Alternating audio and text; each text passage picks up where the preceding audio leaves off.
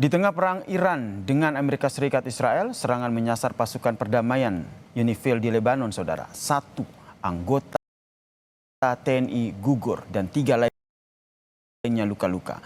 Lalu bagaimana pemerintah Indonesia bersikap? Kita bahas bersama dengan mantan Kepala Badan Intelijen Strategis, Pak Soleman Ponto, dan Guru Besar Hukum Internasional Universitas Indonesia, Hikmahanto Juwana, yang telah bergabung bersama kami. Selamat petang semuanya. Selamat petang. Selamat petang. Ini pertanyaan yang sama ke Pak Ponto maupun ke Prof. Hikmah, tapi saya ke Pak Ponto dulu. Menurut Anda, apa langkah paling taktis yang harus dilakukan oleh pemerintah Indonesia di forum PBB untuk memastikan ada konsekuensi terhadap penyerangan yang mengakibatkan 1 prajurit kita gugur?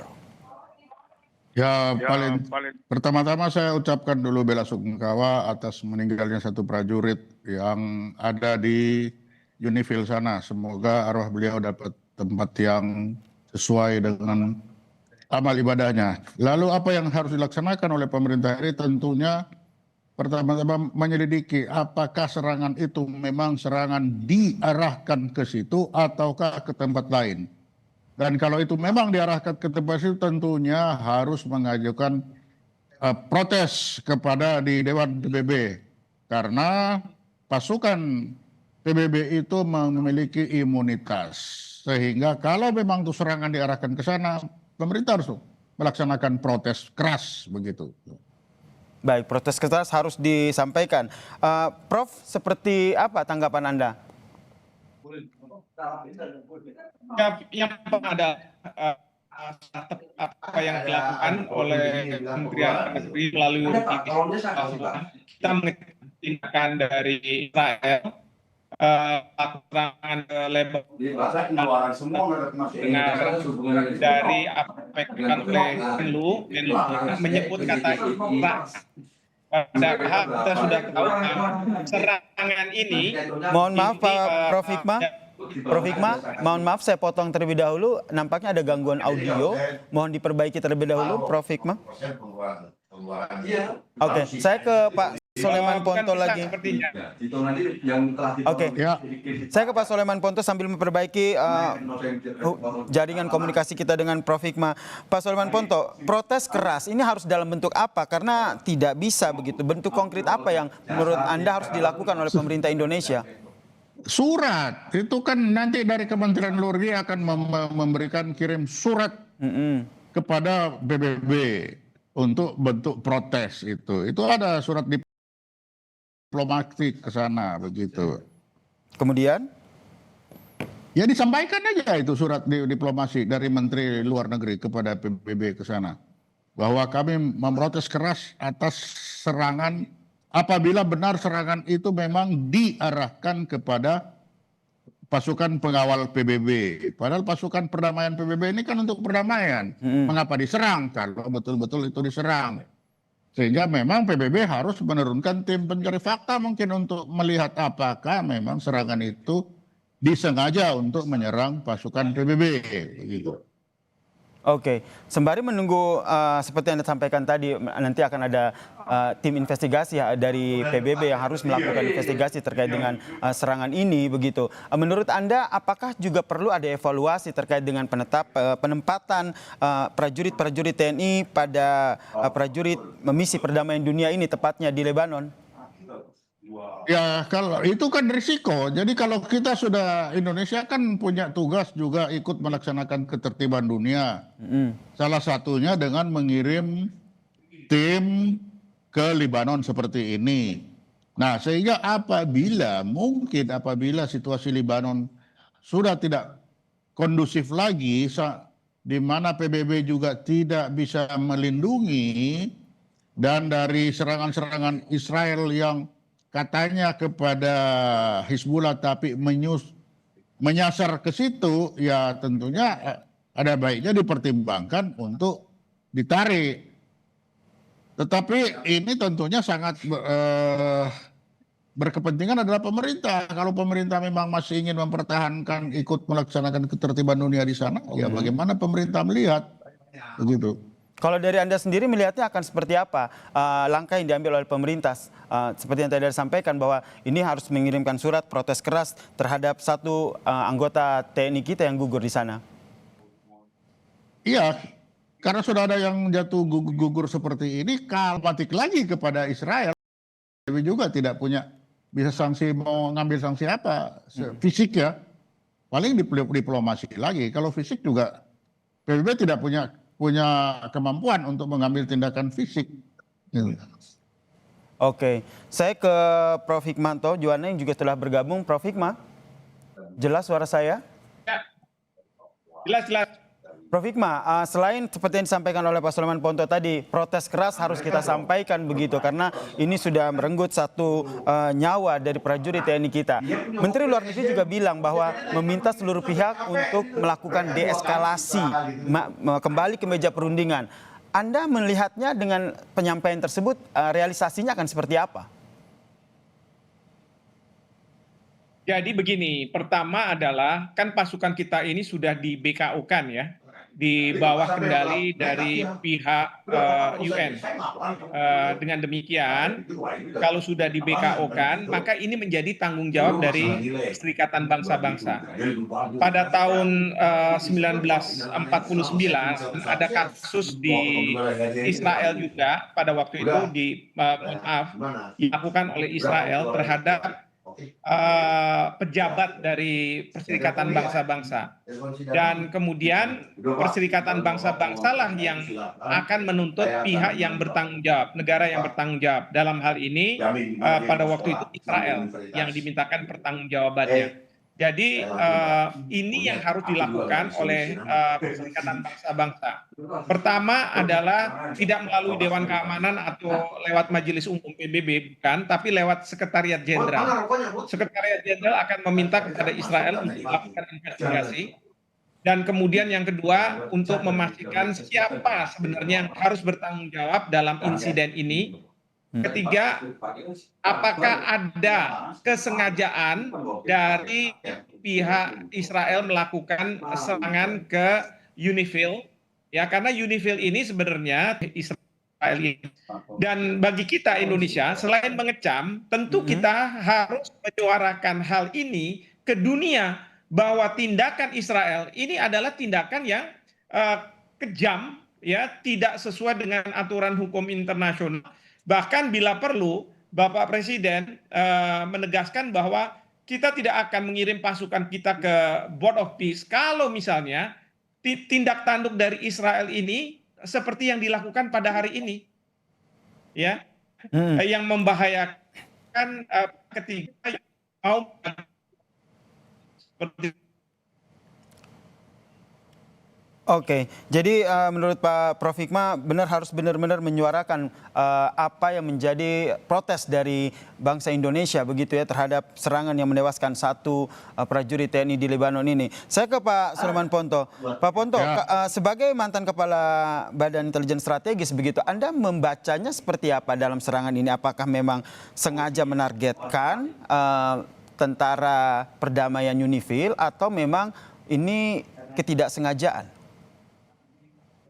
Tentunya kita harus melihat dulu hasilnya. Tuh, kalau memang mereka mau menyerang UNIFIL, tentunya kenapa baru sekarang kan? Jadi kalau kita mau melihat dengan positive thinking, jadi saya kira tidak ada orang yang mau mencari gara-gara seperti itu. Tapi kalau itu kecelakaan, ya bisa-bisa saja. Kalau untuk menyerang, misalkan menyerang pasukan PBB itu alasannya apa? Mereka juga tidak menyerang juga kok. Jadi kalau kita langsung memutuskan, oh ini mereka Israel dengan sengaja menyerang pasukan PBB, saya kira alasannya juga tidak kuat untuk itu. Sehingga Anda mendorong, sehingga Anda mendorong Indonesia agar mendorong PBB untuk melakukan investigasi mendalam ya terkait dengan kasus ini. Sebenarnya begitu. Sembari investigasi dilakukan oleh PBB, tentu Indonesia juga harus bersikap, mengambil sikap tegas seperti Anda katakan, protes keras begitu. Nah, yang selain protes keras disampaikan kepada PBB karena memang tentara perdamaian ini di bawah naungan PBB, apakah perlu menyampaikan protes juga kepada Israel yang di saat itu melakukan serangan? Ya saya kira kita mau protes diplomatik kan tidak bisa, kita tidak punya hubungan dengan Israel. Dan jangan lupa Indonesia kesanakan atas nama PBB. Oke. Jadi ada Israel dengan PBB. Jadi bisa juga mungkin kita minta kepada PBB untuk pasukannya direlokasi ke tempat yang lebih aman lah daripada sekarang. Atau pasukan-pasukan itu berhenti patroli sementara waktu, masuk ke bunker. Nah, itu bisa juga kita minta supaya PBB menjamin keselamatan dan keamanan mereka dengan cara apa? Relokasi ke tempat yang lebih aman, gitu. Oke, selain relokasi, evaluasi juga penting ya. Soal aktivitas keberadaan prajurit TNI di kawasan Lebanon yang saat ini juga Ya. terkena konflik begitu. Ini yang nanti akan kita bahas lagi ya, Pak Ponto, dan juga nanti akan bergabung juga bersama kami pengamat hubungan internasional Prof. Hikmahanto Juwana. Tapi kita jeda terlebih dahulu. Tetaplah bersama kami.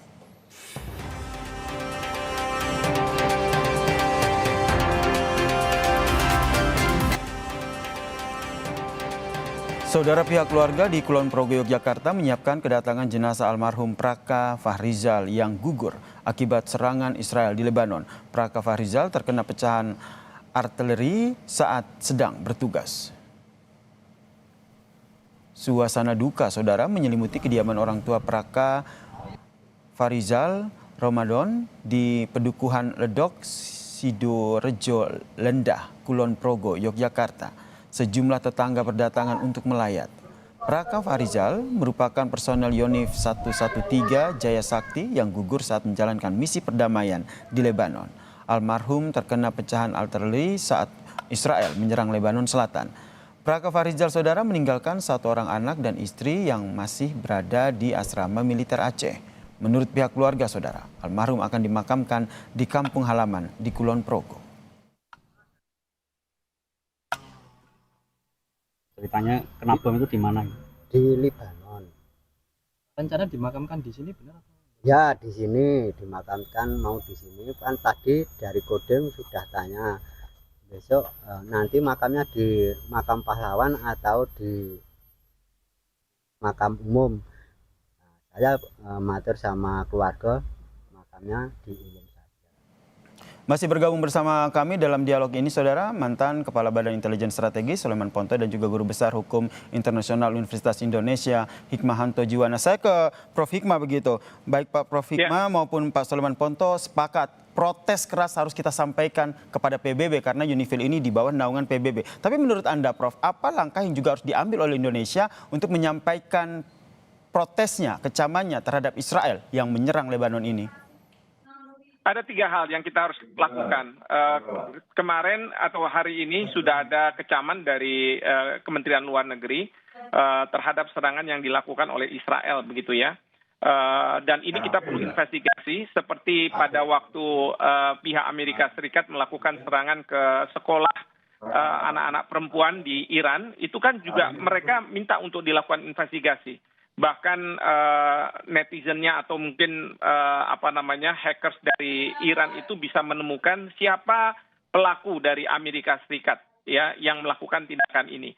Nah, ini bisa kita lakukan seperti itu. Pertama, ya memang tidak resmi, tetapi yang resmi pasti kita melakukan kecaman terhadap Israel. Hal yang kedua yang bisa dilakukan adalah kita memberikan pressure ya bahwa karena kita sekarang adalah anggota dari BOP dan Bapak Presiden mengatakan bahwa kita akan menyumbang pasukan, kita akan katakan kita tidak akan menyumbang pasukan. Kalau misalnya tindak tanduk Israel seperti ini, tidak bisa menjamin mereka-mereka yang ada dalam pasukan perdamaian, katakanlah begitu, yang kalau di BOP nanti mungkin juga bukan pasukan perdamaian, tapi pasukan BOP yang kita diberi mandat tetapi tidak bisa dijamin ya perilaku kelakuan dari Israel ini. Kita bahkan kalau perlu mengatakan pada Presiden Trump kita tidak akan menyumbang pasukan. Kalau saya dari sejak awal mengatakan kita sebaiknya sudah keluar saja dari Board of Peace. Karena ya seperti ini, kelakuan Israel ini seperti ini. Dan yang ketiga yang kita perlu lakukan adalah kita harus membangun koalisi ya untuk menekan Israel. Karena Israel ini adalah pihak yang membuat Amerika Serikat melakukan serangan ke Iran. Israel ini yang memastikan agar mediasi atau Amerika Serikat keluar dari perang di Iran ini tidak terjadi dengan cara dia menyerang terus Iran. Jadi kita harus berkoalisi dengan negara-negara yang meminta Israel untuk bisa tanda kutip ya dikendalikan, terutama oleh Amerika Serikat. Ini yang kita harus lakukan seperti itu. Pak, seperti yang dikhawatirkan oleh Pak Soleman Ponto begitu, nanti sanksinya itu hanya berupa teguran. Menurut Anda bagaimana? Ya, memang kalau misalnya kita kalau lewat ke PBB, itu seperti tadi saya katakan mungkin tidak terdengar dengan baik. Di tahun 1949 itu ada opini dari ICJ, International Court of Justice, yang mengatakan bahwa Perserikatan Bangsa-Bangsa sebagai entitas atau subjek hukum internasional itu bisa mengajukan permintaan pertanggungjawaban, dan kemudian yang kedua minta ganti rugi terhadap apa yang terjadi terhadap pejabat PBB walaupun dia berkewarganegaraan dari suatu negara kepada pihak yang melakukan suatu kesalahan. Dalam hal ini yang tahun 1949 itu adalah Israel. Pada waktu itu. Jadi ini mirip seperti itu. Kita harus dorong PBB untuk mau sampai pada titik dia harus mendapatkan kompensasi dari pihak Israel. Tentu harus didahului dengan investigasi-investigasi siapa yang bersalah dan lain sebagainya, sampai kemudian juga menemukan orang yang bersalah dan minta untuk yang bersangkutan itu dihukum. Kira-kira seperti itu. Dengan posisi PBB saat ini, Prof, dengan posisi PBB saat ini, kemudian jika dibandingkan dengan Israel yang selalu dapat backingan dari Amerika Serikat, kemungkinan itu akan terjadi atau kalau secara realistis, wah ini kemungkinannya kecil juga? Kalau menurut saya ini agak berbeda ya, karena ini tidak melalui proses di Dewan Keamanan PBB, tetapi melalui Sekretariat Jenderal Perserikatan Bangsa-Bangsa. Karena pasukan perdamaian ini setelah ada mandat dari Dewan Keamanan PBB, itu kemudian diturunkan komando operasionalnya itu ke Sekjen PBB kemudian ke Panglima dari pasukan perdamaian. Jadi ini harusnya bisa dilakukan. Baik, dan pemerintah Indonesia kita harus dorong supaya Sekjen mau melakukan ini. Ini harus kita dorong bersama begitu ya. Dan tentu saja dengan kejadian ini kita berharap tidak ada lagi begitu prajurit perdamaian yang ada di Lebanon dari Indonesia yang menjadi korban lagi. Kalau dari Pak Soleman Ponto sendiri, Anda melihatnya perlu adanya evaluasi sehingga kita perlu menarik sebuah prajurit perdamaian yang tengah bertugas di Lebanon? Saya kira itu sangat tergantung dengan Amerika PBB ya dalam penempatan personil. Nah, bagi Indonesia hanya satu, kalau kita memang ikut melaksanakan ketertiban dunia, kita mengirim itu pasukan. Nanti di sana dia ada di mana dan bagaimana, itu adalah urusan PBB.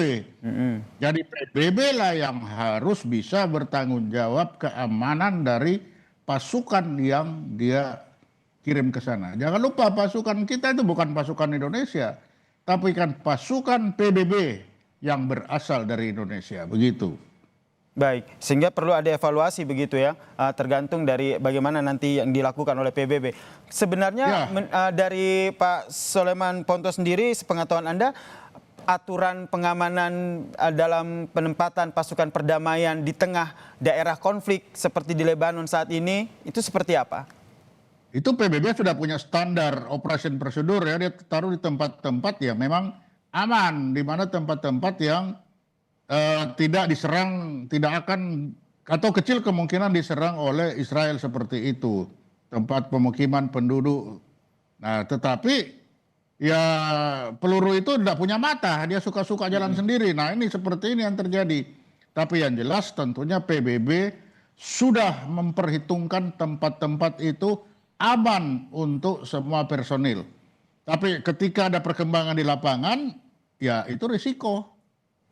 Nah, tapi itu bukan berarti gara-gara itu kita langsung tarik pulang. Tidak begitu lagi. Karena kita sudah bersepakat untuk ikut melaksanakan ketertiban dunia sebagaimana disebutkan di dalam Undang-Undang Dasar kita. Begitu. Baik, kalau dari Prof. Hikmah sendiri, langkah tahapannya akan seperti apa yang menurut Anda perlu dilakukan oleh pemerintah Indonesia sehingga betul pasukan tentara Indonesia yang bergabung dalam pasukan perdamaian ini dijamin keamanannya? Ya, yang pasti saya setuju dengan Pak Ponto ya, karena kita tidak bisa secara sepihak menarik pasukan kita atas peristiwa ini. Tetapi ini merupakan domain dari Perserikatan Bangsa-Bangsa, di mana dia adalah komando yang bisa menggerakkan pasukan kita. Kecuali masa tugas sudah selesai untuk kembali. Nah, di sini kita harus mendorong PBB untuk menegaskan kembali kepada Israel bahwa UNIFIL ada di Lebanon itu untuk menjaga perdamaian. Tapi kalau misalnya tidak bisa menjaga perdamaian, kita minta kepada Perserikatan Bangsa-Bangsa untuk dilakukan evaluasi, ya. Jangan sampai pasukan-pasukan asal Indonesia ataupun asal dari manapun negara itu diresikokan karena mereka tidak dipersiapkan untuk melakukan balasan serangan. Bahkan senjata yang mereka miliki bukanlah senjata untuk berperang, tetapi senjata untuk menjaga perdamaian.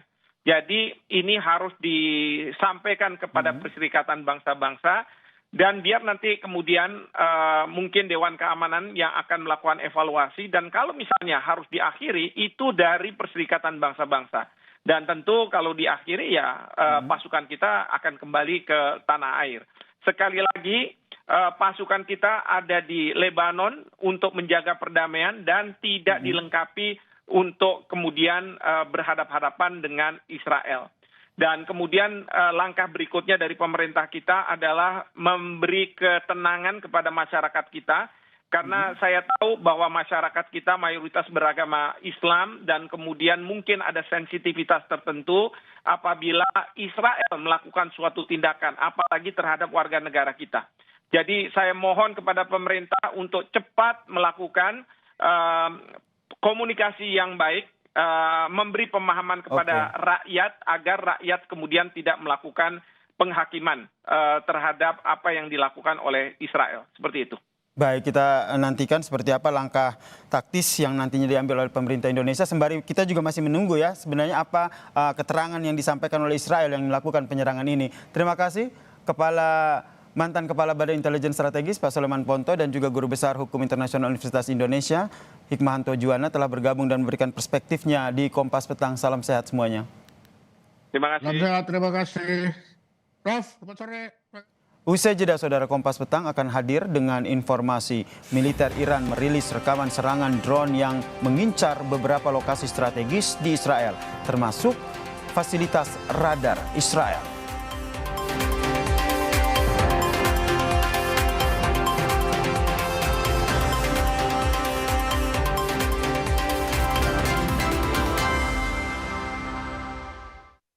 Awali hari dengan sejumlah informasi terpilih. Seorang pengendara ojek online terluka parah. Usai motor yang melintasi jalan berlubang di Jakarta, longsor membuat 6 titik di Jalan Trans Papua putus total. Menjadi referensi menjalani aktivitas di pagi hari. Singapura menyebut sopir penabrak sudah ditetapkan sebagai tersangka. Dan duka cita mendalam atas meninggalnya siswa sekolah kejuruan yang mengalami kecelakaan. Kompas Pagi, setiap hari pukul 4:30 pagi, live di